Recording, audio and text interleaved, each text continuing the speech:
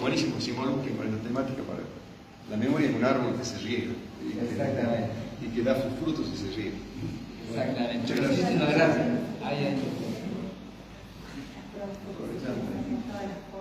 Aprovechamos la palabra.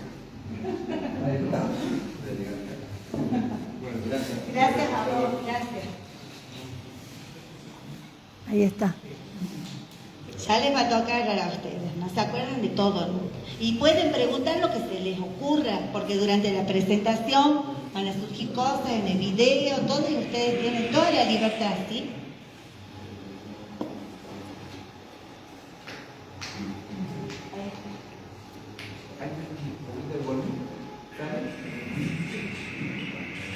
Sí, un poquito más.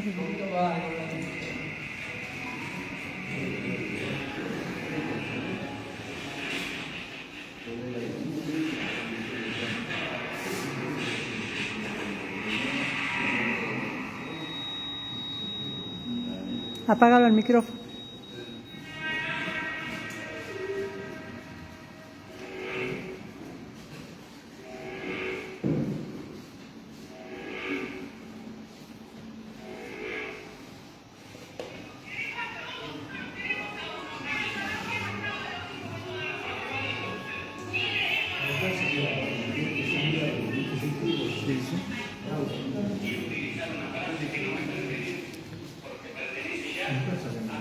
Ahí nomás déjelo. Ahí nomás déjelo. No importa. No importa. Auméntele nomás. No importa. Porque si no se puede cortar. Se va a cortar. No. Dije. No lo tenías que tocar. Es la computadora.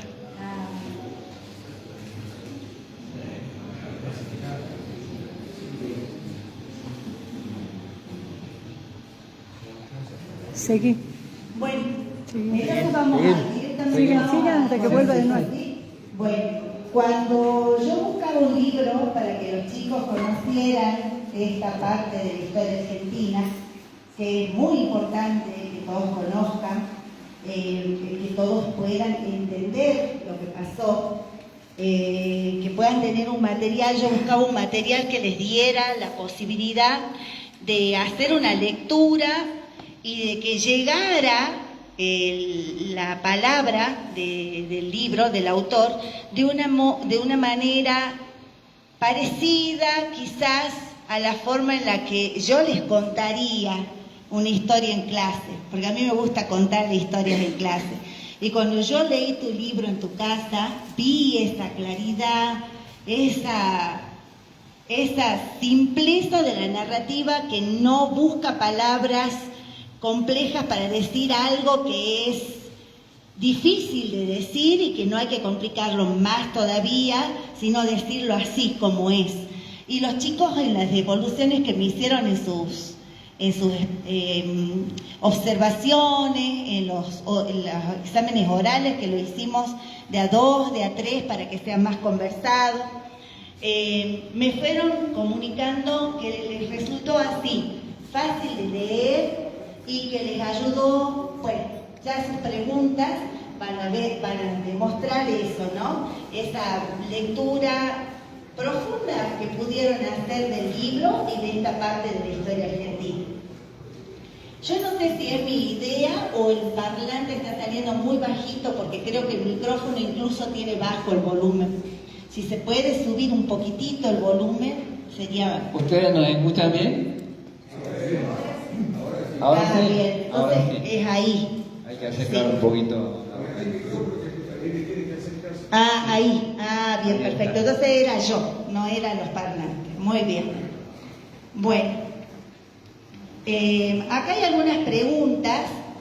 ¿Vos querés que yo te las vaya leyendo? Sí, las preguntas que algunos chicos me hicieron llegar de antemano. Sí, Lautaro, a ver, Lautaro, levante la mano. ¿Está Lautaro? ¿Condorí? Ahí está Lautaro. Ahí está la pregunta de Lautaro. Bueno, Lautaro te pregunta, ¿alguna vez pensó que su libro sería tan exitoso en toda la Argentina? Cuando leí esa pregunta, Lautaro, la verdad que me dio mucha alegría que hayas preguntado de esa manera, con la palabra éxito, Y la verdad que yo jamás pienso en un éxito de mucha venta de ejemplares. Las editoriales por lo general son empresas que necesitan vender ejemplares, entonces llaman autor exitoso, libro exitoso a alguien que vende muchos libros. En este caso, con ustedes, el éxito que más valoro no es la venta de ejemplares, sino el encuentro, el diálogo que ustedes han tenido con mi libro. Para mí eso es un triunfo colectivo, porque estamos hablando de estudiantes de 16, 17 años que están cursando en los colegios, y la verdad que yo celebro más que nada que el éxito de vender ejemplares, celebro ese encuentro colectivo que significa ustedes como lectores, el libro y yo como autor de ese libro, que hoy podamos coordinar un encuentro y podernos conocer. Sí, es verdad que el libro se ha difundido en todo el país, está siendo conocido, y mucho más con estos encuentros que tengo con ustedes, con jóvenes estudiantes, es mucho más grande la difusión, pero que tampoco se refleja en ventas. A esta altura de mi vida, lo que más me importa a mí de esta historia, de este libro, es que este libro llegue a sus manos y que ustedes lo puedan compartir en su familia, que lo puedan compartir con los amigos del barrio y generar, por supuesto, lectores. Aunque a decir verdad, todos somos lectores. Ustedes tienen un celular seguramente en la casa y leemos todos los días mensajes, leemos la televisión, el diario, leemos fotocopia en clase, de manera que ustedes están siempre leyendo, y es muy difícil a veces tomar un libro si no nos entusiasma. Y un consejo para quitarnos la culpa cuando somos lectores: a veces nos regalan un libro y a la tercera página nos aburrimos y no nos gusta, y no es ningún pecado dejarlo al libro sin leerlo, no hay problema. Los autores, los escritores sabemos eso, que no todos los libros que se escriben son buenos. Así que ese es un consejo que les doy a ustedes como lectores: no se esfuercen en leer un libro que no les gusta. Cuando les guste, se van a dar cuenta que no van a poder dejar de leerlo en ni un instante. Y algunos comentarios me llegaron de eso, que lo había puesto en el video. Les pido disculpas por este error técnico que tenemos, porque era un lindo video.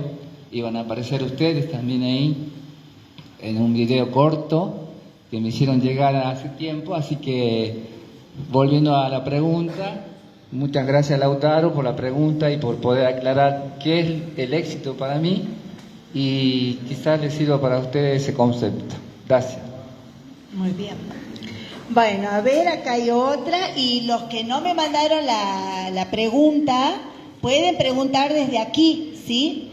Las personas que no leyeron el libro lo pueden ir conociendo desde las preguntas de los chicos y las respuestas de Jorge, ¿sí? Más allá del dolor de toda la familia, porque si bien acá estamos todos contentos con el encuentro, hemos leído un libro que cuenta una historia dolorosa, ¿sí? Una familia que ha sido atravesada por una parte de la historia de nuestro país y que está contada en primera persona por él, que ha sido muy interesante también para mí poderles acercar un libro contado desde la perspectiva de una persona que en ese momento que pasaron las cosas tenía prácticamente la misma edad de ustedes, ¿no? Y eso también me gustó mucho para poderlo compartir desde ese lugar. Más allá del dolor de toda la familia, ¿qué tomaron? ¿En qué se sostuvieron o encontraron fortaleza para no perder la esperanza? Bueno, de fortaleza, después de ese hecho, yo vi la unión de la familia. Tanto mis hermanos que estudiaban en la universidad como yo en Concepción, decidimos volver a nuestro hogar y convivir con nuestros padres bajo el mismo techo. Era tanto el terror, porque mis hermanos habían sido puestos en libertad, y eso era realmente un milagro, que hayan vuelto con vida. Entonces la familia se unió, estuvimos mucho tiempo, quizá meses, sin ir al colegio, sin estudiar, estuvimos conviviendo juntos, creando fortaleza entre padre, madre y los hijos. Mi papá siguiendo el trabajo, mi mamá atendiendo la casa y bueno, por supuesto, como toda madre, feliz de que sus 5 hijos estén bajo techo y estén con vida. Y la unión nos llevó luego con el tiempo a tomar carreras docentes cercanas al domicilio, ya no lejos de casa. Ya los tiempos oscuros estaban aclarándose un poco, no tanto, pero nos permitía estudiar, en mi caso, magisterio. Yo me recibí de maestro de grado, mi hermano mayor de médico, mi hermana, la mayor, que ustedes la conocieron por el libro, profesora de educación física, casi todos somos docentes. De manera que transcurrió el tiempo y empezamos a vivir de nuevo la vida del barrio con los amigos, practicando deportes, antes no había muchas piletas, pero sí los ríos que estaban cerca, compartíamos jugadas de fútbol, de vóley, de manera que todo esto sirvió como base para poder salir de esa etapa oscura de nuestra vida. Esta es, digamos, la fortaleza que tomamos para salir de esa historia. Bien, muchas gracias. ¿Alguien quiere hacer una pregunta? ¿Un comentario, una observación? ¿Chicos? ¿Ninguno? Tengo más preguntas acá, vayan pensando. ¿Sí? A ver. Nombre, curso, escuela, bueno.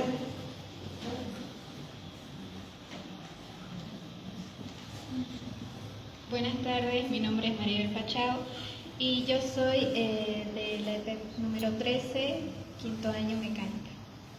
Acerca un poquito el micrófono para que... les cuento una cosita, disculpame.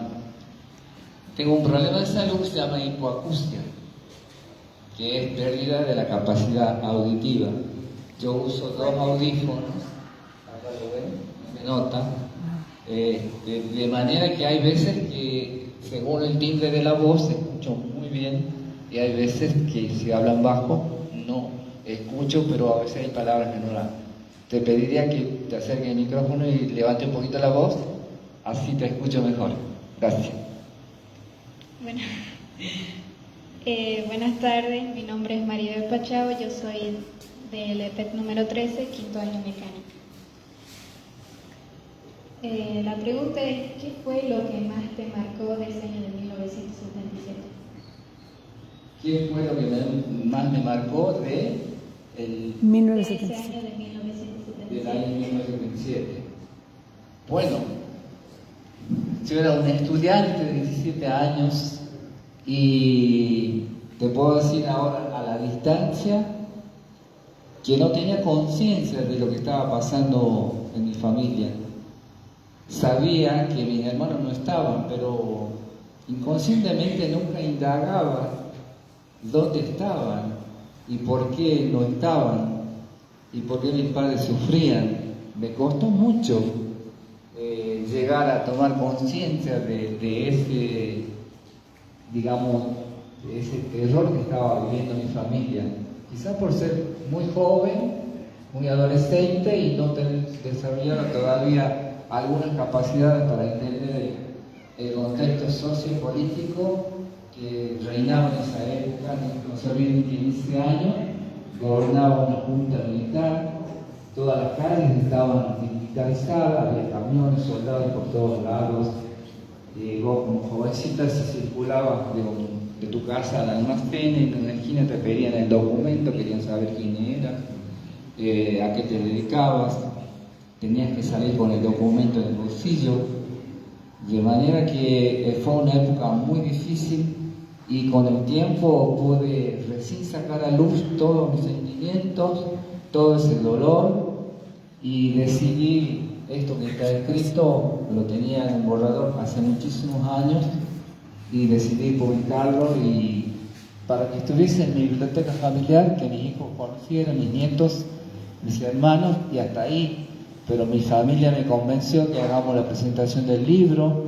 Allí concurrió la profesora, se enteró del libro, lo trajo esa historia para ustedes y de esta manera estamos acá en este encuentro. Pero volviendo a tu pregunta, muy importante, lo que más me impactó era que nuestros derechos de expresarnos libremente no existían. No podías tener libertad de pensamiento, no podías decir si creías en tal o cual cosa, porque la propaganda, digamos, política y militar era tan fuerte que solo admitía una sola voz. Te cuento como a modo de ejemplo que me acuerdo ahora en televisión, que nosotros en esa época veíamos en blanco y negro un solo canal de Tucumán. Había una propaganda donde me hizo acordar mucho el camino que hay de La Mancha hasta acá, hasta Santa María. Así un lugar solitario en la ruta, un grupo de soldados y un señor viajando, y lo detienen. Los soldados eran muy presentables, eran de ojos claros, rubios, muy amables. Los soldados, los militares, cómo le va, cómo está, estamos arreglando la Argentina, dónde va. Esa era la propaganda que mostraban, que era totalmente falsa porque eso no ocurría. No eran así los soldados, de este color, no trataban de esa manera. Y mientras yo estudiaba en Concepción, todos los viajes en los colectivos de ida y de vuelta, nos detenía siempre una patrulla y bajábamos. Nos hacían bajar y nos hacían colocar las manos sobre el colectivo, abrir las piernas como si fuésemos delincuentes, y nos revistaban los bolsillos si teníamos armas, si teníamos algo. Bueno, eso me impactó de ese año y de todos los años que sucedió la dictadura militar. Gracias por tu pregunta. No, gracias a usted.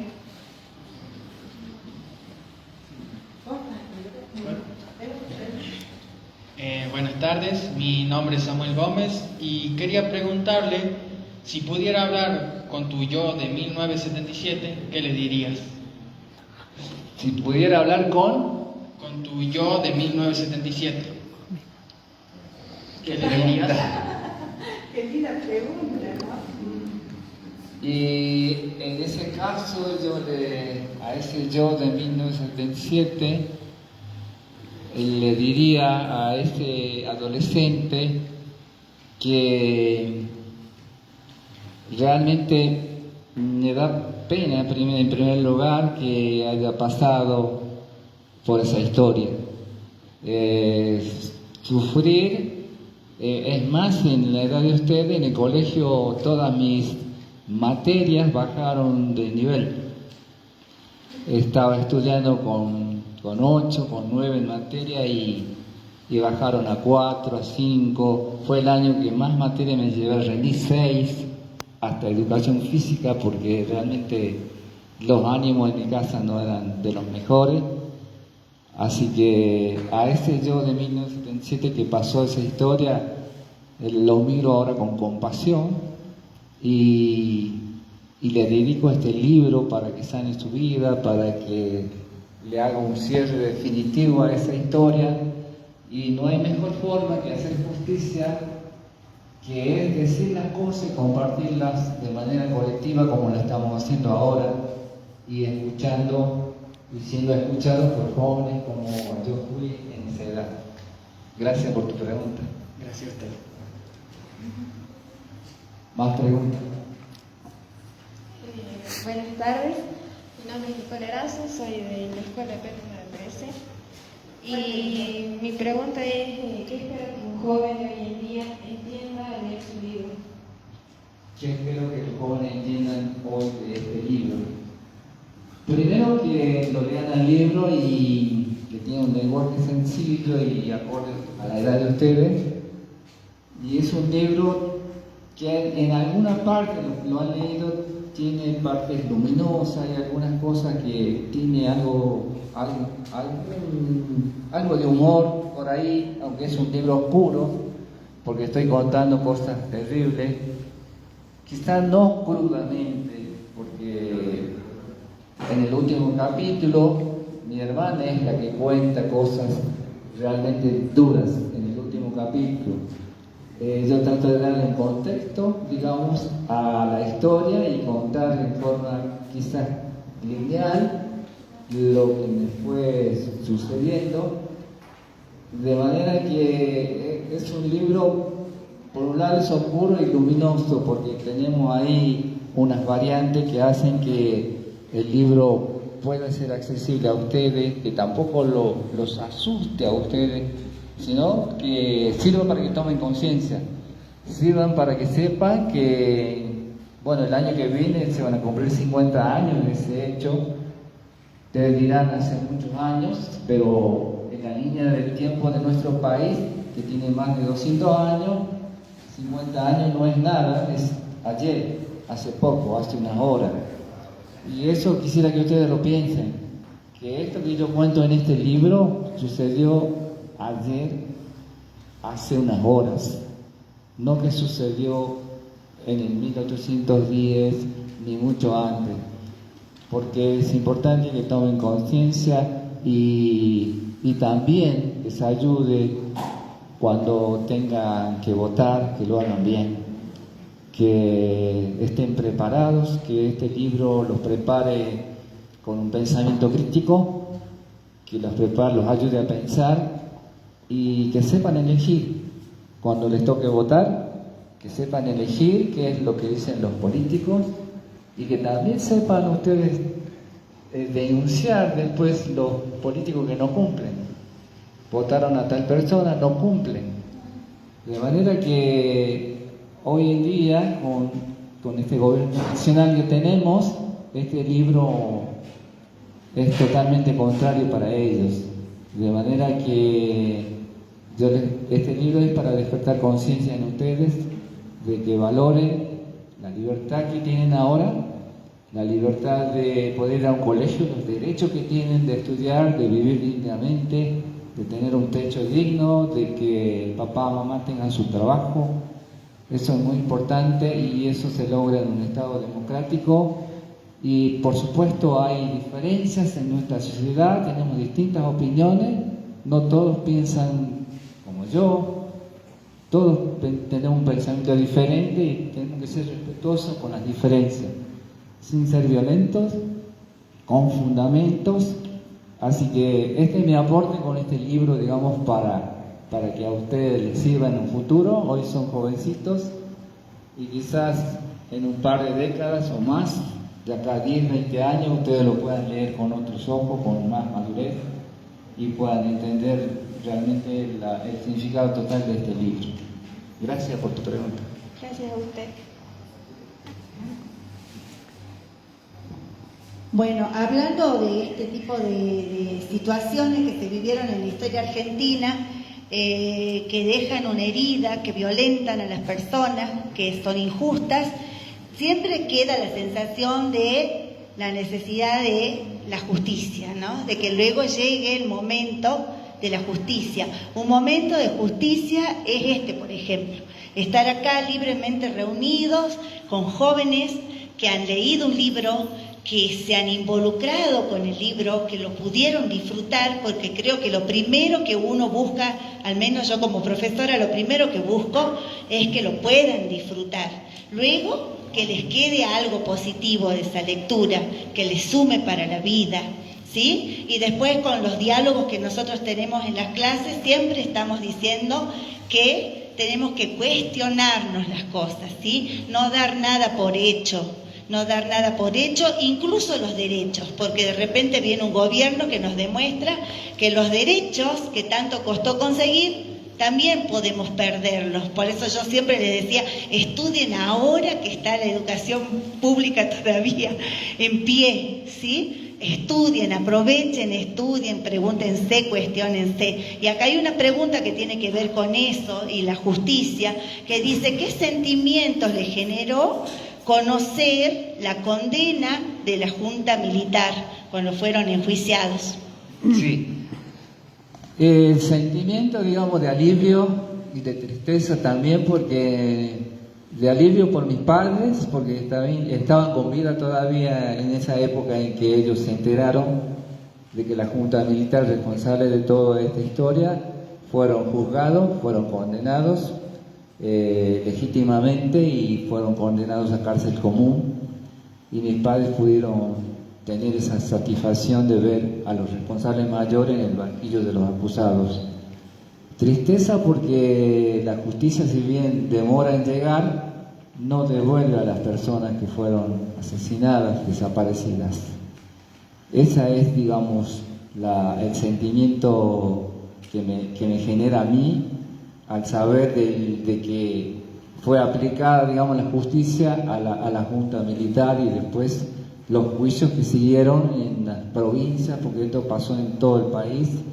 Y justamente en el video que había preparado estaban los testimonios de mis hermanos hablando frente a la justicia y contando lo que les había pasado.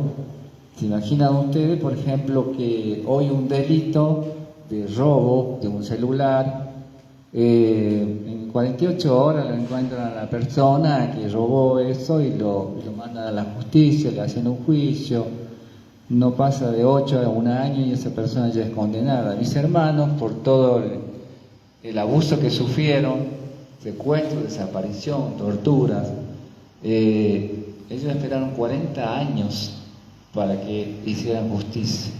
Mis hermanos, en el año 2024, en febrero y en marzo, la justicia los llamó a ellos como testigos para que contasen lo que les había pasado. De manera que después de 40 años recién se formó un tribunal para decir que habían cometido un delito de lesa humanidad contra ellos y nuestra familia. Lo contrario al ejemplo que le estaba diciendo recién a ustedes, que en 8 meses, en 1 año, una persona es detenida. En este caso hubo mucha demora, 40 años es mucho, pero aún así mis hermanos siguen de pie. Mi hermano es médico, mi hermana es profesora de educación física jubilada, pudo rehacer su vida.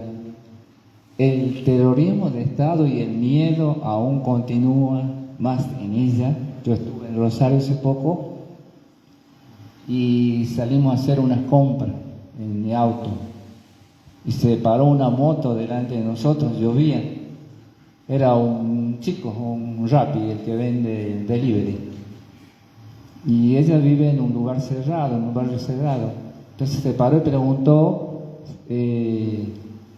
si vivía alguien, no me acuerdo el apellido que preguntó. Entonces era muy raro la presencia de ese chico en moto para ella. Ella inmediatamente enciende las alertas cuando ella encuentra un desconocido, un movimiento raro, porque eso es lo que ha hecho el terrorismo de Estado. El miedo ha continuado durante todos esos años. No, ellos con la libertad no han recuperado la vida, pero sí los traumas continúan. Y volviendo al ejemplo de este chico, alrededor de ese lugar no había un vecino donde pudiese dejar ese pedido. Era muy sospechoso que se haya parado delante de nosotros, y ella me decía: esta es una persona rara. Y nosotros seguimos rumbo hacia el centro de Rosario y esa moto venía atrás nuestra. Y ella venía horrorizada. 40 años que pasó eso, mi hermana, y hace poco ella tiene esas visiones, porque el miedo viene vestido de otras formas. A veces viene así, quizás sea un chico que está trabajando, nada más. Yo no emití ningún juicio de valor sobre ese chico, no pensé que era un perseguidor, que era un policía, que la estaba siguiendo de nuevo a ella, pero ella sí. Esa enfermedad todavía la tiene ella y mi hermano. Así que eso es lo más doloroso de esta historia, que cuando recuperan la libertad empieza otra historia. Muy bien, justo estaba la pregunta si había quedado algún trauma, y bueno, vos lo respondiste ya, y me hacía acordar, mi madre también fue apresada durante la dictadura militar. Yo les conté a los chicos, ¿verdad? Ella estuvo 1 mes y pico en una cárcel clandestina acá en Catamarca, y también fue liberada y pudo seguir con su vida, aunque también le sacaron los trabajos y quedó sin sus trabajos, que fueron dados a una esposa de un militar, y estuvo 10 años para recuperar los cargos, ¿sí? Y mi padre también, un periodo más chiquito, pero le quedaron también traumas, Jorge, como por ejemplo, cuando hablábamos por teléfono, no quería que yo nombre a nadie, no nombre a nadie, porque era peligroso nombrar por teléfono, y también que no firme nada en la calle, porque era peligroso poner el nombre de uno en una lista. Miren, qué terrible, ¿no? Ese miedo que hace un anclaje, el miedo hace un anclaje en el cuerpo y en la mente, y se asocia con cosas que después no sabemos por qué activan ese miedo. Y es por eso, porque se produce eso que se llama anclaje. Un veterano de guerra, en un acto donde lo invitamos también a participar y a que nos cuente su testimonio, nos contaba que cada vez que tendía la cama y estiraba la manta, recordaba cuando él tuvo que saltar de la fragata que fue bombardeada al bote salvavidas, y para no resbalar de la baranda donde se tenía que parar, porque estaba en calzoncillos congelándose, porque estaba en el camarote durmiendo, y así salió, se sacó la manta que lo abrigaba y lo puso sobre la baranda para no resbalarse y poder direccionar su cuerpo hacia el bote. Y cada vez que tendía la cama tenía flashes de ese momento. Es terrible. Esos son los traumas de los momentos, esto que nos tocó, que les tocó vivir en primera persona a muchos de las personas que hoy nos rodean, ¿no? Que son sobrevivientes. Marcos, ¿dónde está Marcos? Ahí está. Marcos pregunta: ¿cómo equilibraste la memoria personal con la memoria colectiva en la escritura de tu libro? Memoria personal, primero escribiendo para mí esta historia y contándomela por primera vez, escribiendo y tratando de hacer memoria de cada día, porque mis hermanos estuvieron secuestrados desde el 8 de junio de 1977 al 18 de septiembre de 1977. Muchos días y muchas noches que sufrimos nosotros, los hermanos y mis padres, y este hecho, digamos, me marcó muchísimo por el tema de ya me perdí con la pregunta. Era lo de la memoria personal. La memoria personal, sí. perdón. La memoria personal la recuperé a partir del 2010. ¿Por qué el 2010? Ya tenía 50 años entonces. Leyendo, porque me gusta leer mucho en las redes sociales, leo mucho diarios, noticias locales, de todo leo. Leo televisión, leo fútbol, y un día leyendo el teléfono, un diario nacional sacaba una publicación que me erizó la piel, puso así, decía los registros del horror de la policía tucumana.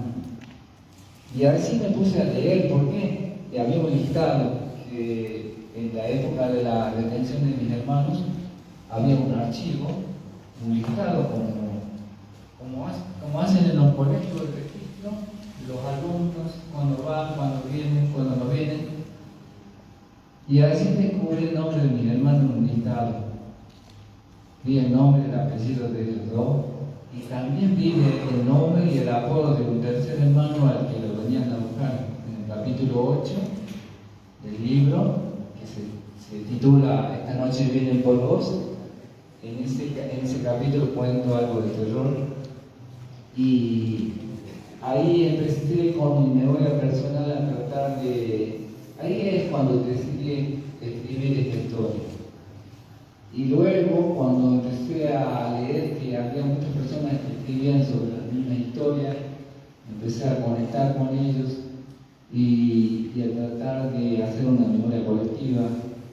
Y el día de hoy es lo que está haciendo este libro. Por ejemplo, en este momento estamos generando una memoria colectiva, porque estamos como estudiantes, acá el doctor, con la profesora también, generando eso, que todos conozcamos lo mismo y no tan solo que quede en nosotros, porque este libro directamente iba a mi biblioteca familiar, a las manos de mis hijos, de mi esposa, de mi familia, de mis hermanos y nadie más. Y en este caso este libro ya tiene una tirada de 200 ejemplares que están saliendo y distribuyéndose en el país, y algunos de esos ejemplares vienen de regalía para los presentes. Acabamos de hablar con la profesora. Ustedes están trabajando con fotocopias. Sí. Bueno, hoy se van a llevar en la mano un libro y una frase, una dedicatoria del autor, porque no hay mayor agradecimiento para mí que con materializarlo de esta manera. ¿Sabes qué te quiero decir? Que esto que estás haciendo vale mucho la pena, muchísimo lo que estás haciendo, de traer todos estos libros para estos chicos, porque yo les veo en los ojitos el gesto que hacen todos cuando vos les decís que le vas a dar y firmado por vos, ellos valoran mucho el libro. Agradezco mucho el Y que gesto, vos la estés sensibilidad acá. de los chicos. Sí, lo valoran mucho, yo lo sé, porque los orales que ellos dieron fue de mucha valoración de lo que habían leído. También quería habilitar si alguna de las personas que no son mis alumnos quieren compartir algo, alguna opinión al respecto del temático, hacer alguna pregunta, algún aporte. Sí, Elena.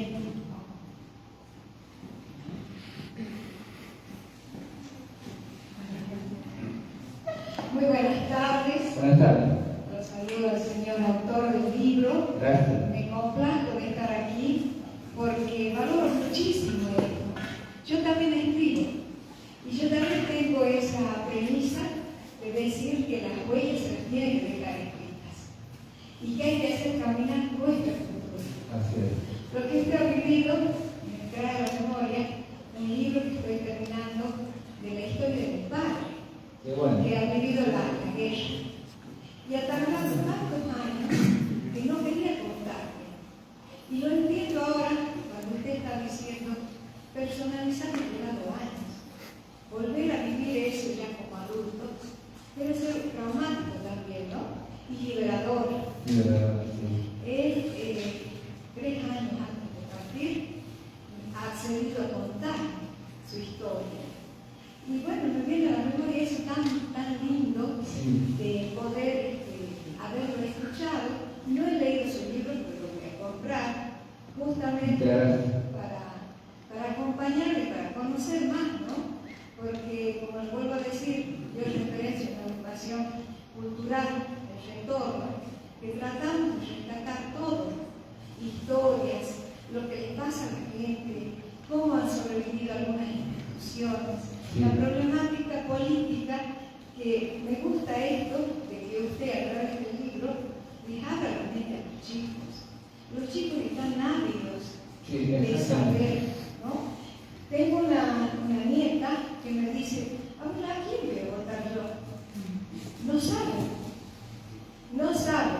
Se estaba preparando un debate que no sé si se va a dar, si ha caído o no. Hubiera sido magnífico. Yo una vez ya lo hice en 2016 y hoy, por ejemplo, los chicos que van a votar por primera vez están totalmente desorientados. Así es. Y bueno, esto yo creo que además de un mensaje hermoso de valoración de su historia, les va a servir a ellos para no tan solo pensar de ellos, sino también pensar en las obligaciones que tenemos como personas, ¿no?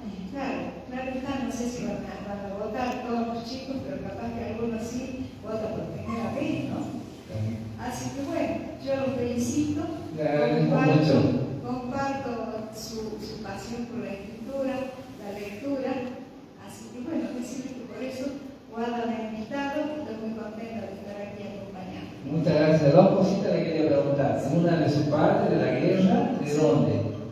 Él es italiano. Sí. Era italiano. Y él fue prisionero. ¿De guerra mundial estamos hablando? Sí, de la Segunda Guerra.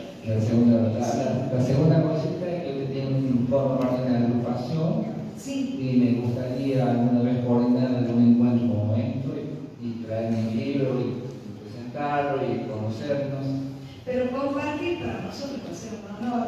Estamos captando, justamente venido con esa intención de invitarlo, porque la verdad que estamos tratando de juntar a todos los escritores santanderianos, que son muchísimos, y tienen libros muy interesantes, y tenemos mucho para compartir.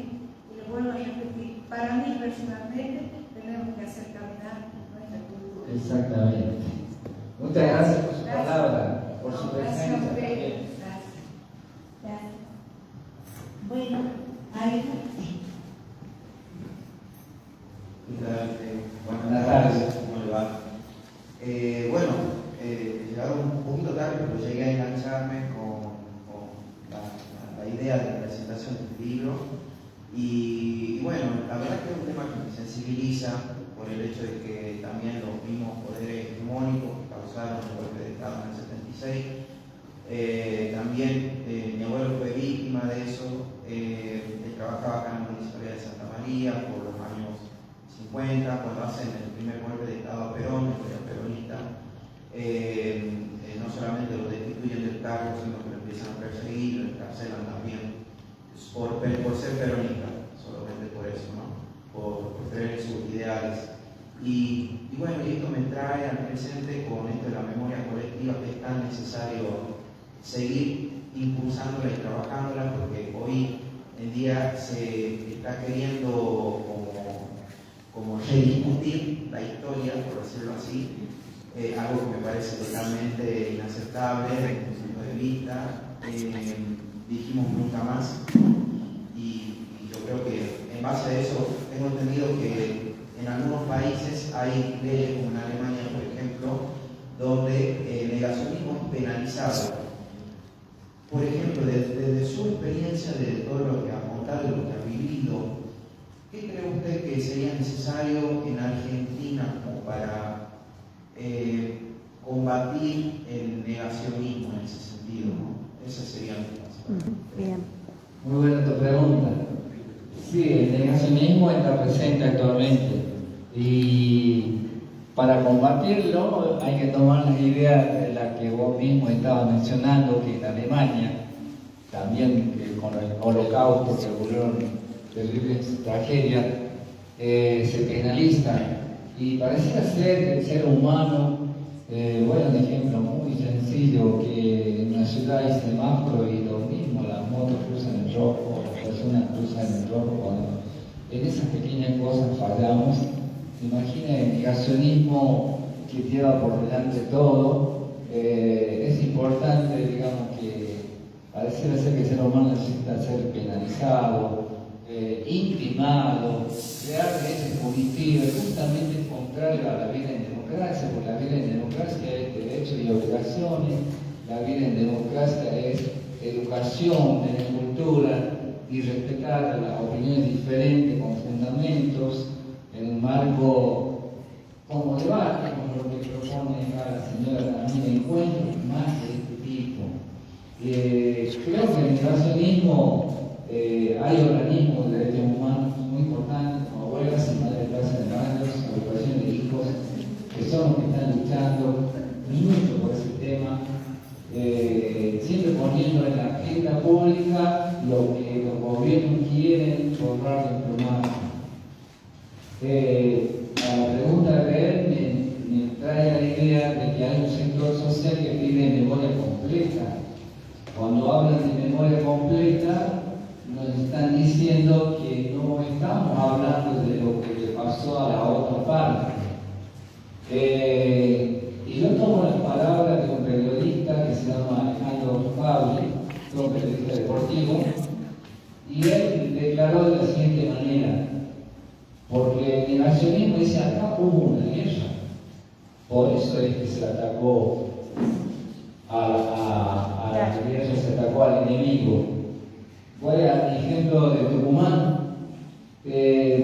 Por ejemplo, ¿dónde estaba el enemigo en Tucumán? Porque había una invasión del ejército en el año 1975 con el operativo Independencia, se militarizó Tucumán y decían, hay una guerra. Y este periodista se preguntaba, dice, ¿de qué guerra hablan cuando el 70% de las desapariciones de las personas se realizaron mientras ellas estaban durmiendo en su casa? Yo nunca vi un enemigo que esté frente a frente en una guerra que esté durmiendo. Generalmente en una guerra hay dos frentes, uno que ataca y otro que defiende y viceversa. En este caso, los enemigos fueron los estudiantes universitarios, secundarios, docentes, dirigentes sociales, dirigentes sindicales, la gente pensante. Esa gente era el enemigo, porque la Junta Militar o el terrorismo del Estado buscaba al enemigo, a un enemigo difuso que estaba escondido entre la población civil. Por eso es que nos revisaban tanto los bolsos, las mochilas, nos revisaban, nos pedían documentos, porque no podían dar con el enemigo si no había enemigo. Ya lo habían aniquilado en el 75 del contra turcomano. No existían más los enemigos armados que se le oponían a ellos. Todo el resto que fue atacar a la población civil. Y creo que es importante que en nuestro sistema político, cuando hablo de sistema político, hablamos de todos los poderes, políticos, ejecutivos, judiciales y legislativos, que promuevan este tipo de leyes contra el negacionismo. Es muy importante tu pregunta y es muy valiosa y ya lo pueden desarrollar delante de los chicos para que comprendan que el negacionismo no queda otro camino que castigarlo, como se dice, y combatirlo de esa manera, porque no hay otra forma, no encontramos, en democracia no se encuentra otra forma. Cuando se piden derechos y respeta en democracia, esta parte de la sociedad no respeta absolutamente nada. Hay gente en Buenos Aires o en algunos lugares que sacan a reducir autos Falcon verde y los hacen pasear por frente de personas que sufrieron terrorismo de Estado. Eso es actual, ocurre actualmente. Y sobre eso tenemos que actuar. Y es importante a través de una ley como vos manifestabas, que vino de la población de Alemania, que ahí sí se castiga eso, se condena y se castiga, digamos, el negacionismo, porque no hay otra forma, sino esto va a retornar. Y lamentablemente está pasando de nuevo, no en suelo argentino, pero sí en suelo palestino, con genocidio por parte del Estado, genocida de Israel. Exactamente. Así es. Y la teoría de los dos demonios. La teoría de los dos demonios, justamente, hay uno solo.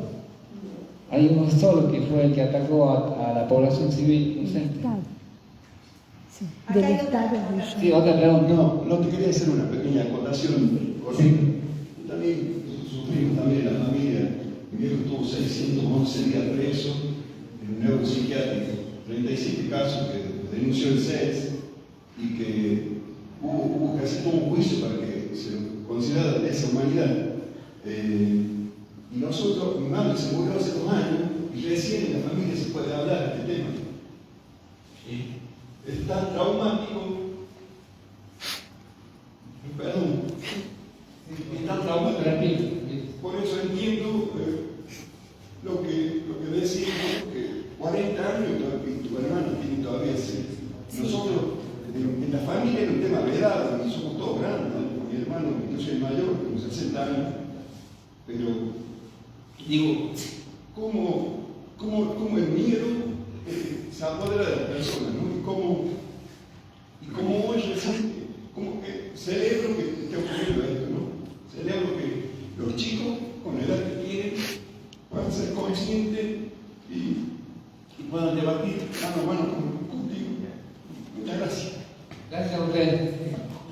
Tiene razón, como dicen los chicos, los estudiantes son los que están más sensibles sacando adelante este tema, porque en nuestra generación hay muchas personas que dicen el silencio los carga, el miedo, el terror, de eso no hay que hablar, eso ya pasó, ya tus hermanos están libres, están vivos, están con familia, pero no, el terrorismo de Estado continúa en el tiempo, tiene una extensión, es como un pulpo que tiene unos brazos largos, como le contaba el ejemplo de mi hermana, que hasta el día de hoy ella no puede estar tranquila. Ella hace poquito me dijo, le contaba, un poquito como para salir de la emoción. Me contaba mi hermana que ella está viviendo en Rosario y tiene un esposo que ya es mayor de edad, muy grande y quiere manejar el auto. En Rosario son muy estrictos en cuanto a la licencia de conducir, le hacen examen de corazón y de vista, entonces no le dieron. Y a ella que estaba aprendiendo a manejar, el cardiólogo le dijo: ninguno de ustedes dos puede manejar con la edad que tienen. Así que dice: dejamos el auto, usamos colectivo. Y a veces el Uber, el taxi, el remis, aunque muestro voluntad, dice lo mismo. Y le digo: ¿cómo que muestras voluntad con subir a un taxi? Y ahí me doy cuenta que ella, cuando sube a un vehículo con alguien que es desconocido, vuelve ese terrorismo de Estado, vuelve ese miedo en forma de otra cosa. En ese taxista que quizás no tiene la más mínima idea de quién es la pasajera y qué es lo que ha pasado. Pero mi hermana hasta la fecha de hoy sufre de esto. En un año, hace años anteriores, ella se arrojó en un remis porque necesitaba viajar desde su domicilio a la terminal de Concepción y el remis desvió el camino que siempre hacía. No sé qué le pasó al remisero que quiso acortar el camino y desvió el camino que ella conocía y ella gritaba: ¿para dónde me llevas? ¿Por qué me llevas por este lugar? Frená, pará, señora. Dice: vamos a la terminal. No, bueno, me llevó a la terminal y se terminó arrancando el auto. No se quebró ni no se lastimó, pero esas cosas siguen pasando a estas personas que han pasado de ese tiempo. Por eso las nuevas generaciones son las que tenemos que apuntalar a través de la educación pública, y este es un buen ejemplo, una demostración hermosa de que la generación de conciencia se hace así, de esta manera, de manera informal.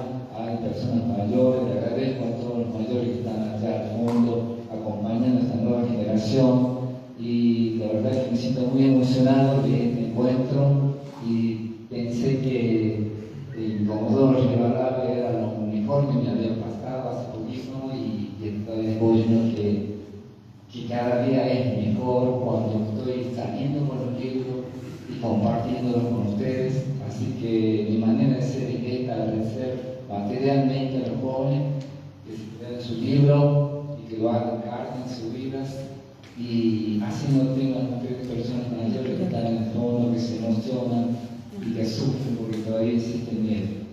Sí, hay una preguntita más y hacemos un cierre para que vos ya le entregues los ejemplares a los chicos. Perfecto. Buenas noches, Jorge. Buenas noches. Mi nombre es Carlos Castillo. Acércate un poquito el micrófono. La pregunta es la siguiente: ¿qué semejanza encuentra usted en la actualidad, teniendo un gobierno teóricamente elegido democráticamente, donde, según mis informaciones, no lo es en todo, porque ha derogado leyes que beneficiaban mucho, por ejemplo, a los discapacitados, a los jubilados y otras áreas, por ejemplo, como la educación? Bueno, por eso, ¿no? Es decir, es más amplia la cosa. Y esto, bueno, eso se daba también a partir del 24 de marzo del 76, ¿no? Cuando tomó la dictadura del gobierno. Yo veo en algunos aspectos, en varias áreas, por ejemplo, la violencia que tiene la fuerza de seguridad con los ciudadanos y ciudadanas, inclusive de personas mayores, adultas, de tercera edad, con los discapacitados. Cosa que esa información, porque el control hoy en día lo tienen los medios, digamos, mayoritarios, que tienen más del 90%, solo decir canales, medios audiovisuales y gráficos, ¿no? Y a mí me parece que hay cierta semejanza, a pesar de que decimos que es un gobierno democrático, pero no lo es, para mí, ¿no? Carlos es un luchador, porque en un gobierno como este, él tiene una librería independiente. En tiempos del libro está como, la cultura está siendo como atacada, y los grandes monstruos del Ateneo, y él tiene Chango libros, y Changuito, su perro, que es el que da nombre a la librería, te atiende cuando vos vas a comprar los libros en la librería. Yo creo que hoy es de soñar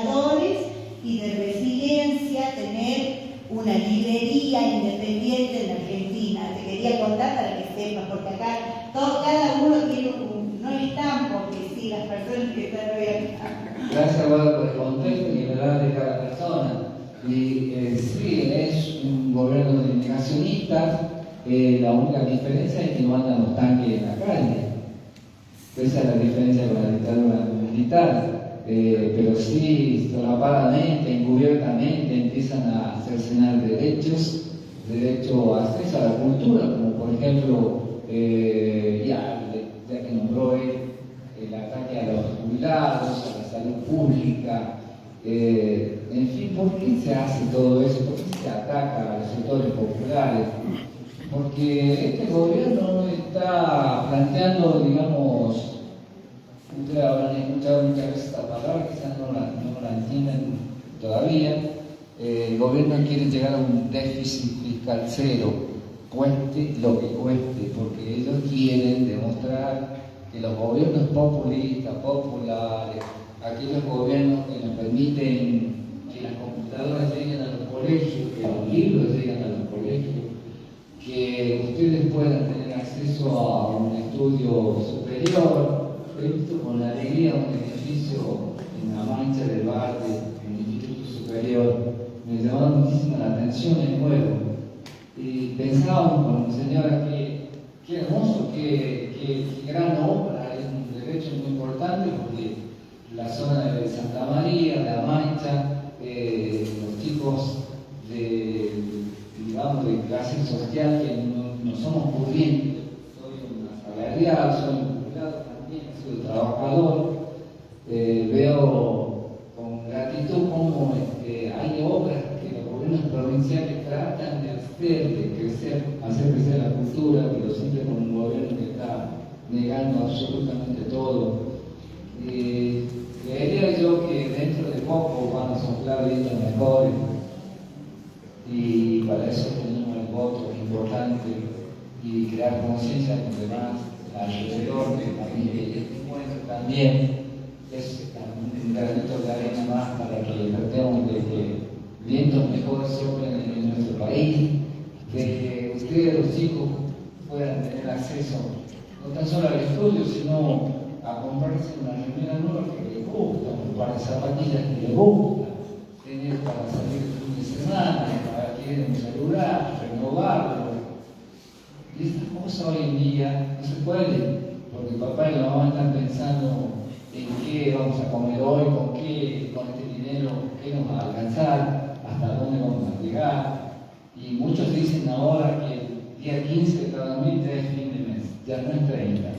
Nuestro dinero no rinde, llega hasta 15 y nos endeudamos. Creo que el gobierno del negacionismo se parece mucho al de la dictadura militar, de aquel entonces con mucha violencia, porque como siempre hay un ministerio que baja órdenes, que indica lo que el gobierno quiere, y tenemos representantes títeres que hacen lo que ellos pretenden. Gracias por la pregunta. Acá hay... Sí, bueno. Hola, mi nombre es Gastón Ochoa. Sí. La verdad que me interesó el tema del libro, la historia que contaban, lo que se vivió. A mí me pasó por familiares cercanos no sufrir el tema de los secuestros, pero sí ver que en su casa, al de la izquierda y al de la derecha los secuestraban. Cómo lo han vivido la situación. Pero también, por esa situación, uno comenzó a investigar, a conocer un poco más, y en realidad sí hubo una guerra. Que lamentablemente ha quedado gente en el medio, es otra cosa. Que sí se ha secuestrado estudiantes, que son los que más han sufrido. Creo que lamentablemente lo peor que ha hecho el tema de la democracia, la desaparición y todo lo demás. Pero sí hubo también ese ataque desde el otro lado. Sí había un sector con el cual combatía también las fuerzas militares. Que lamentablemente, como digo, luego se los ponía toda la misma bolsa y pasaban estas situaciones que se daban de los secuestros y todo lo demás.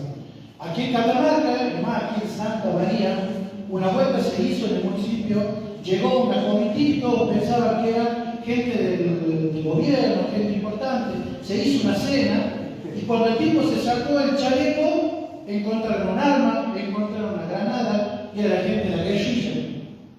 Fue un susto para lo que era Santa María en ese tiempo. ¿Por qué? Porque acá relativamente era tranquilo y ya estaba pasando esa situación en Amaicha, sobre todo en Quilmes, en Colaró, donde han sufrido mucho esta situación. Entonces que también, como digo, sí hay que recriminar todo lo que ha hecho el gobierno de facto, todo lo que se ha dado, pero también hay que conocer la otra parte. No es tan solo que solo los malos son de un lado, sino también los del otro. ¿Por qué? Porque hay que comenzar a enseñar lo que es realmente la democracia. Se lo ve en Catamarca, 40 años de salida. Nosotros nos pasa cuando hoy por hoy todos los gobiernos que han ido pasando en la democracia traían gente a votar. Y cuando uno va a la gente a decir, señor, ¿quién no está supuesto a votar? No, papá, yo lo traigo solo, porque en el tiempo de salida los chicos los encerraban en el teclado, les robaban el documento y los sacaban a votar y los volvían a correr. No es tan solo el miedo que ha pasado en la época del facto, es el miedo que también pasa en la democracia.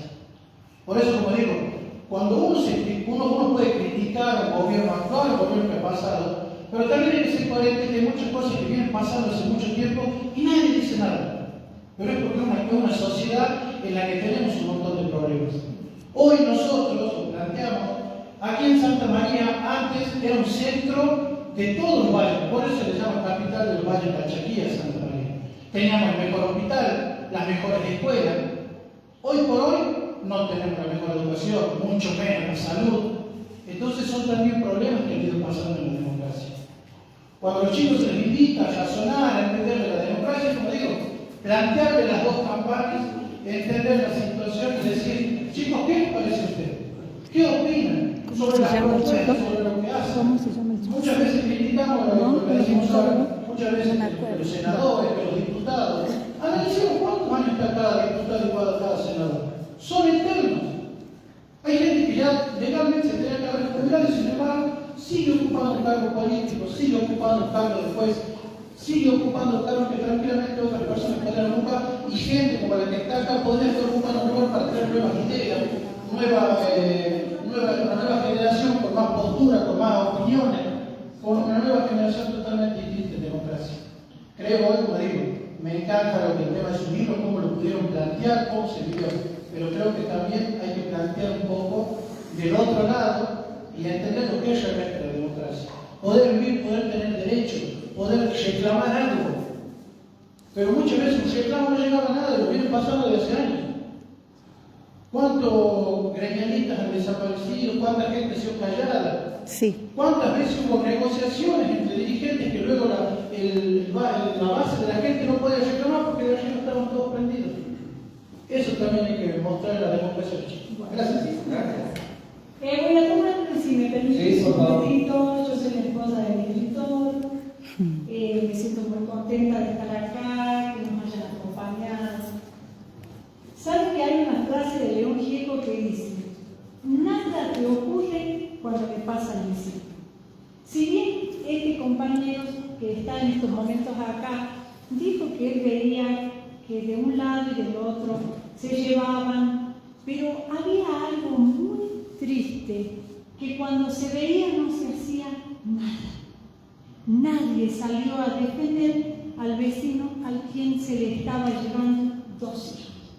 Nadie salió a decir nada cuando ya no lo veían al vecino, al vecinito de 17 años, de 14, de 13, hasta de 13, fueron secuestrados, torturados y desaparecidos. Me parece que todos tenemos el derecho a hablar, pero esta comunidad que se ha armado hoy es en base a la tristeza y al dolor de una persona de 17 años que vio cómo arrastrando sacaban a sus hermanos de la casa. Gracias por tu apreciación, pero en este momento y en este lugar estamos tratando el dolor de una persona y una familia que pasó su dolorosa experiencia, al igual que este compañero que lloró acá y que nos hizo llorar a todos. Chicos, no hubo una guerra, hubo un genocidio planeado y perpetrado por el ejército y desde el Estado el terrorismo. Que eso quede muy claro. Hubo núcleos que quizás sea lo que estaba comentando el compañero, de personas que llegaban, pero acá hubo un terrorismo de Estado que se llevó a más de 30.000 personas, porque están mal contados los 30.000. Hubieron más, Muchísimas gracias por la presencia y gracias especialmente a ustedes, chicos. Bien. Bien. Bueno. ¿Cuánto tiempo tenemos, Guado? ¿Qué hora es, chicos? 25. No digo por el lugar. 8:30. Bueno, 8:30, media horita. Ay, no se vaya. No hay problema. Polaco, quería decir, sí. No, quiero decir, Se vaya. con gracia, No se vaya. Non è che attraverso anche una cosa. muchas veces constituye una especie de disfraz bastante solapado para que se cometan una serie de excesos. ¿Sí? Esos excesos justamente se dan cuando, como por ejemplo ahora, ponemos al zorro para que espere el gallinero. Entonces, quiero decirle con esto que si yo voy a ir a denunciar a quien me persigue, seguramente voy a terminar como terminaron todos esos jóvenes, algunos de la edad de ustedes y muchos más chicos. Especialmente, a mí me tocó, yo soy nacido acá, he vuelto a vivir acá y conozco esto, y conozco la falsedad de la democracia, porque la conocí un día 2 de octubre del año 1974. Bueno, en esa época no figuran tanto desaparecidos. Yo les puedo dar fe, ¿sí?, que había desaparecido. Yo puedo dar fe que el señor Alex Vilas estuvo mucho antes que el año 1976-77. ¿Sí? Yo sé que toda esta gente que está actualmente, como Patricia Bullrich, por ejemplo, ¿sí?, o el juez Joseph Kratz, o ese sistema que tiene y del cual se vale la democracia, ¿sí?, voy a parafrasear a Jorge Luis Borges, que dice que la democracia es un error estadístico. Eso que Jorge Luis Borges estaba a la antípoda, está a la antípoda de mis pensamientos. Y voy a referirme a alguien que decía, ¿sí?, un pensador, un viejo pensador, que habló mucho sobre la misión de los que nos educadores, especialmente en enseñanza. Voy a hablar de alguien que decía ya a principios del siglo pasado que cuando un vicio se repite tanto, termina por ser un uso. Y ese uso es admitido como normal. Normal. Yo he sido joven, he luchado, estuve desaparecido, he sido doctorado, ¿sí?, y acá en Catamarca no se conoce toda la verdad, porque en Catamarca, ¿sí?, existía un régimen especial, hablo de la capital de Catamarca, donde tenía un trato distinto, por eso no hay tantos desaparecidos en Catamarca. Los desaparecidos, como por ejemplo Juan Carrera, Guayna, etcétera, que tienen un reconocimiento de plaza pública, allá en Belén, ¿sí?, fue porque lo tomaron allá en Tucumán, en otro lugar que no sea Catamarca. ¿Sí? Hay una señora de apellido Villegas, porque en Catamarca no se podía formar en otras partes asociaciones de madres, de abuelas, de hijos, ¿sí?, porque no había madres ni abuelas de hijos desaparecidos en Catamarca. Los desaparecidos, como digo, di algunos ejemplos, como un estudiante, Juan Carreras, ¿sí?, que en un examen, él estudia bioquímica, en un examen secuestraron un aula de una institución como la Universidad Nacional de Tucumán, sí, ¿sí?, con el silencio de todos. Sí. Y antes de todo, cada uno tiene que defenderse como puede. ¿Sí? Así como se definió Simón Jabotinsky, que ustedes lo van a conocer en algún momento de la época, cuando se mataban por festejar el 1 de mayo, en época en que se conoce también como la Semana Trágica, en donde los jueces, en donde el presidente de la República en ese momento no veían estas cosas, y si las veían daba igual, porque era un uso habitual de este vicio que se repite como se repite hoy. Se repite hoy. de que alguien que tira bosta en la casa de un anarcocapitalista, ¿sí?, o un narcocapitalista, ¿sí?, está libre, está protegido por los fuegos que le da la democracia. ¿Sí?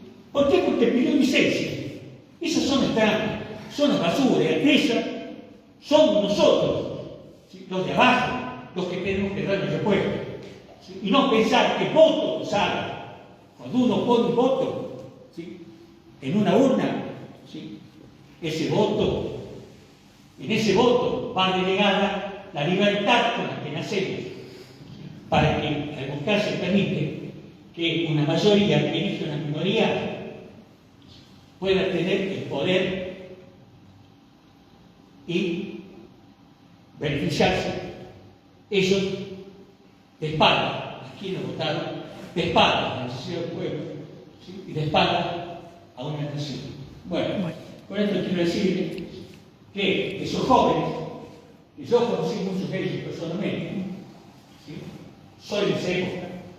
Lamentablemente, el día 9 de febrero del año 1975, yo, porque era joven, universitario y pensador, estuve desaparecido y aparecí preso en San Luis. El día 9 de febrero del 75, yo estaba allí y comenzaba ya la masacre definitiva. Y había democracia. Y era democracia. Era democracia como es ahora. Mentira, falsedades, oprobioso e indignante. Sí. Con esto quiero decir que espero que su libro, estuve indagando, visitando, sí, mucho, porque hasta me atrevo a preguntar si usted es pariente, no sé, Jorge Octavio. No, vecinos de ciudad, sí. Vecinos de ciudad, ¿verdad? Sí. Bien. Bueno, con esto quiero decir que piensen, ¿sí?, si es que van a votar, ¿qué utilidad tiene su voto? Piensen, no importa, piensen. Yo no voto, nunca voté. Bueno, muchas gracias por la exposición de cada uno de ustedes. Creo que antes que hable quería decir que, bueno, acá hay distintas generaciones y así se maneja una democracia, digamos, se escucha, se piensa diferente, en un marco de respeto, no se interrumpe a nadie, por más que a veces estamos de acuerdo con lo que se dice, pero eso es muy buen ejemplo para ustedes, que vean a los mayores, debatir, hablar, discutir, quizás no se pongan de acuerdo, sigan con la misma postura, pero creo que todos van a apuntar a una mejor sociedad y eso es muy bueno para ustedes. Sí, ahora, hola a todos, soy Raúl Escalante, soy artista plástico, también soy docente. Bueno, ustedes han visto cómo 50, 60 años, pasarán 100 años y esto no va a seguir pasando, no va a seguir pasando. Es decir, aquel testimonio del escritor que dice que todavía es presente en su hermana estas cosas, bueno, fíjense en el testimonio del Rinke, del polaco, de Luis, digamos, cómo es presente todavía el trauma de haber vivido una realidad como la que se ha vivido. Entonces, mi querido amigo Luis Molina, le aclaro que un gran docente, ¿no? Un gran docente universitario, investigador del CONICET, muy humilde, digamos. Y él dice que efectivamente con el voto no alcanza, chicos. No alcanza. La democracia es una construcción cotidiana que involucra al vecino, tanto como al hermano, como al papá, a la hermana o a la abuela. Es decir, la democracia, mientras exista acompañado la injusticia, no es democracia. En una democracia donde existe alguien que lo come, como este gobierno, no es democracia. Una democracia donde un jubilado se muere de cáncer porque este gobierno no le da una pastilla para que lo salve, no es una democracia. Y compañero peronista, compañero amigo querido de la escuela, en Alemania hoy en día las de memoria no se castigan, porque el neonazismo, así como decía Bertolt Brecht, la loba que lo parió no murió, bueno, lo han vuelto a parir. Por eso ocurre una guerra como la de Ucrania y un exterminio como el de Palestina. Entonces, y por último, porque esto ha sido muy fuerte pedirle disculpas, porque nosotros que hemos vivido todavía está vivo todo eso, ¿sí? Entonces, pedirle disculpas, pero que sepan pensar que tal vez mal trago por las profundas emociones que son humanas, tienen que entender que la humanidad es profunda, que la emocionalidad del ser humano es así. Así es cuando pierden al padre, cuando pierden al hermano, o un hermano o un amigo, y más de manera injusta, ¿sí? Como la pasó a mi querido amigo Luis, a mi querido amigo Enrique, ¿sí? Entonces piensen en eso, en las pérdidas. Entonces la democracia es un trabajo cotidiano, donde el desafío, ¿sabe cuál es? Derribar los muros que dividen los fondos de nuestra casa. Que el vecino vuelva a ser un amigo y no alguien que le revolvió la basura al fondo. ¿Sí? Volvamos a construir comunidad, volvamos a construir amistad y relaciones sanas entre nosotros, la comunidad. ¿Sí? Y que se exprese en las autoridades que elegimos, esa comunidad que construimos. ¿Sí? Bueno, muchas gracias. Muchas gracias. Muchas gracias, Raúl. Cuando hay cosas que ya han sido juzgadas, no se puede volver atrás. Cuando se dijo que en Argentina hubo terrorismo de Estado y se ha juzgado y se ha sometido a juicio y se han llevado cientos y miles de causas y de pruebas, no se puede volver atrás. Terrorismo de Estado es terrorismo de Estado, no es guerra. Terrorismo de Estado es el poder político, la suma del poder político, de policía y de ejército, puesto al servicio de ir sobre la vida de la gente. La ecuación está mal hecha cuando decimos guerrilla-Estado. No, era Estado sobre el pueblo. Luego surge la guerrilla como reacción. Y no se puede generar más violencia negando lo que ha pasado.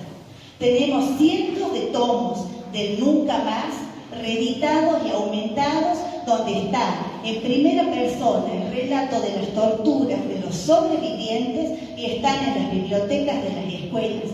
Y esto, chicos, y repito, si sienten ustedes esta emoción que hay ahora, es porque estas personas que estamos acá hemos sido tocadas por esta historia, ¿sí? Y de un lado, del otro, pero no acepten que se niegue lo que ya ha sido juzgado. Esto ha sido terrorismo de Estado. Y no se puede negar la vivencia de tantas, cientos y cientos de sobrevivientes que todavía viven, conviven con estos traumas, con estos dolores, con estas ausencias, con familias completas, con padres, con hermanos exterminados. No se puede cometer más violencia sobre la violencia. ¿Sí? Entonces ustedes hoy, después de todo lo que han escuchado, se llevan mucho para pensar, mucho para sentir, mucho compromiso como ciudadanos, como jóvenes, que han sido hoy protagonistas de un escenario donde se ha puesto en juego en primera persona el dolor, el recuerdo, la memoria plena, pura, viva de todo lo que nos ha tocado vivir. Y lo peor que se puede hacer sobre esa memoria es la violencia de negarla. Entonces, cuando a ustedes algo les duele, que nadie les niegue su dolor. La valentía de las personas que hoy todavía defienden la verdad, que la democracia sigue siendo o sigue queriendo ser negada, les tiene que llevar a ustedes a volverse valientes, porque el miedo transforma todo lo que podría ser así de chiquitito en una cosa inmensa y les da poder a aquel que nos quiere tener temerosos todo el tiempo. El miedo nos destruye por dentro, nos corroe, nos saca de nosotros mismos y de repente no sabemos quién somos. y tenemos que empezar un proceso de volver a entender, a mirarnos y a descubrir quiénes somos después del miedo. No permitan que eso les pase. Defiendan su derecho a pensar, defiendan su derecho a juzgar y luego vayan y lean. ¿Sí? Vayan y lean.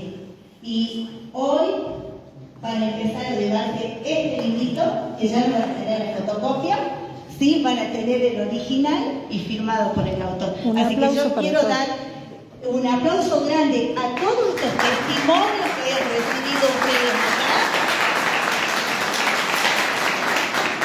Quiero este aplauso para ustedes porque ustedes son unos lectores adolescentes pero comprometidos y conscientes. Yo los felicito, chicos, y tengo un orgullo enorme por ustedes. Un orgullo enorme que no sé si se me nota, pero a mí me emociona hasta las lágrimas verlos acá y verles esa comprensión que tienen de la situación y de la realidad, ¿sí? Así que otro aplauso es para ustedes, es para ustedes. Bueno, Jorge, que vamos a proceder a darle los libros a los chicos. Jorge les quiere regalar un libro. Ah, ya le regaló. Ya le va a regalar. Yo quiero trabajar, por eso me voy. Ay, bueno. Yo tengo el acta de jubilado de mi papá, así que ya han arrancado. Así que... Perdón, sí, quiero hacer una declaración. Recién pasaba mi currículum. Sí, he desempeñado, he sido profesor titular de una cátedra donde hay muchos exalumnos míos que han sido parte de su profesión. Pero quiero aclarar justamente que no fue una cantidad de reconocer, ¿sí? Porque yo estaba totalmente sectarizado. Lo que tenían ustedes es la discriminación. Era discriminado. Nosotros, en 20 años, el momento en que asumí Alfonsín y podíamos de nuevo expresarnos, yo ya estaba fuera, ya no pueden ser investigadores con CONICET porque era hasta los 22 años.